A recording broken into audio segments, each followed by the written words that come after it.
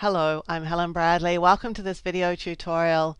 In this tutorial, I'm going to show you how to create a quick and easy sunburst in Photoshop. To create my sunburst, I'm going to start with a new image, and I'm going to make mine 3000 by 3000 pixels in size, so it's a reasonable size. I have yellow selected as my foreground color. I'm just selecting the rectangular marquee tool and just selecting about half of this image and filling it with the foreground color by pressing Alt Backspace on the PC, Option Delete on the Mac. I'm going to do Select Inverse so that I have the other half of the image selected. Again, I'll select white as my foreground color and fill it with that color. And then Control or Command D to deselect the selection. So all I have right now is an image where half of it is yellow and half of it is white, and it's all on one layer. To distort it, I'm going to start with the Filter, Distort, Wave, and that's the first part of my sunburst. I'll select Square as the type, and now I'm going to set the wavelength.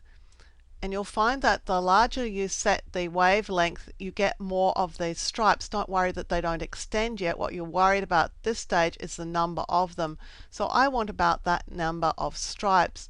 Now I'm going to increase the amplitude until I get stripes all across my image. So all I'm doing is square, equal values or nearly equal values for wavelength, and then adjusting the amplitude until I get what I want in this little diagram here, in this little preview window.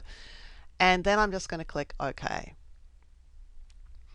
Before I leave here, I'm just going to make sure that I crop this, because what I want is the exact same starting point and ending point. So here I'm starting on an orange stripe and I'm going to end over here on a white stripe. I'm just going to make sure that I have a pretty good crop here, because that will make my wraparound work well in the next step. And the next step is to use the filters again. We'll choose Filter, and again this Distort option, but we want polar coordinates. And all I do is select the polar to rectangular or rectangular to polar. That gives me the effect. If you don't remember which one to use, just flick between the two, because it's going to be really obvious which one gives you your sunburst and which one doesn't. And obviously rectangular to polar is what I want, so I'll just click OK. And here is my sunburst shape. It really is as easy as that. And I have a silhouette because I love to use silhouettes with sunburst shapes. So let's just drag and drop a silhouette layer into here, and then we could size it to suit. Now you can do all sorts of things with your sunburst effects. We could grunge this, we could texturize it, we could do all sorts of things with it. But to create it is as simple as a layer that is half of one color, half of the other color.